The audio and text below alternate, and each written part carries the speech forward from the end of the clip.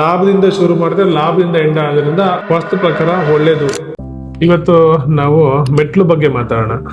ಮೆಟ್ಲು ಬಗ್ಗೆ ವಾಸ್ತು ಏನ್ ಹೇಳುತ್ತೆ ಅಂದ್ರೆ, ನೀವು ಮೊದಲನೇ ಮೆಟ್ಲು ಶುರು ಮಾಡಿದಾಗ ಲಾಭದಿಂದ ಶುರು ಮಾಡಿದ್ರೆ ಲಾಸ್ಟ್ ಮೆಟ್ಲು ನೀವು ಲಾಭದಲ್ಲೇ ಎಂಡ್ ಆಗ್ಬೇಕು. ಅಂದ್ರೆ ನಂಬರ್ ಆಫ್ ರೈಸರ್ಸ್ ಯಾವಾಗ್ಲೂ ಆಡ್ ನಂಬರ್ ಇರಬೇಕು. ಅದ್ರ ಜೊತೆಗೆ ನೀವು 10 ಮೆಟ್ಲು ಯಾವಾಗ್ಲೂ ಸ್ಟ್ರೆಸ್ ಫ್ರೀ ಇರಬೇಕು. ಇವಾಗ ನಂದು 10 ಅಡಿ ರೂಫ್ ಹೈಟ್ ಇದೆ, ನಾನು 18, 19 ಮೆಟ್ಲು 17 ಮೆಟ್ಲು ಹಾಕ್ತೀನಿ ಅಂದಾಗ ಏನಾಗುತ್ತೆ ಅಂದ್ರೆ ರೈಸರ್ ನಿಮ್ಗೆ 7 ಇಂಚು 8 ಇಂಚು 7.5 ಇಂಚು ಆ ತರ ಬರುತ್ತೆ.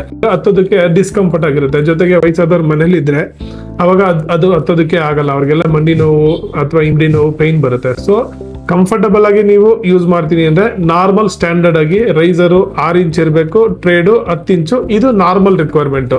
ಅಥವಾ ಮನೆ ತುಂಬಾ ದೊಡ್ಡದಾಗಿದೆ, ಫಾರ್ ಎಕ್ಸಾಂಪಲ್ 30-50 30-60 50-60 ಆ ತರ ಮೆಜರ್ಮೆಂಟ್ ಇದೆ ಅಂದಾಗ ನಾವು ಬೇಕಾದ್ರೆ ಟ್ರೇಡು 12 ಇಂಚು ಇಟ್ಕೋಬಹುದು, ರೈಸರು 5 ಇಂಚು ಕೂಡ ಇಟ್ಕೋಬಹುದು. ಮತ್ತೆ ರೈಸರು ಮತ್ತೆ ಟ್ರೇಡ್ ಎಲ್ಲ depends on the height of the building ಮತ್ತೆ ಟೋಟಲ್ ಸೈಟ್ ಮೆಜರ್ಮೆಂಟ್ ಏನಾಗುತ್ತೆ ಅದ್ರ ಮೇಲೆ ಡಿಪೆಂಡ್ ಆಗಿರುತ್ತೆ. ಸೊ ನಿಮ್ಮನೆ ಮೆಟ್ಲು ಯಾವ ತರ ಬೇಕು ಅನ್ನೋದೇನಾದ್ರು ನಿಮ್ಗೆ ಏನಾದ್ರು ಐಡಿಯಾ ಇಲ್ಲ ಅಂದ್ರೆ ನನ್ನನ್ನು ಕಾಂಟ್ಯಾಕ್ಟ್ ಮಾಡಿ, ನಾನು ನಿಮ್ಗೆ ಹೇಳ್ಕೊಡ್ತೀನಿ.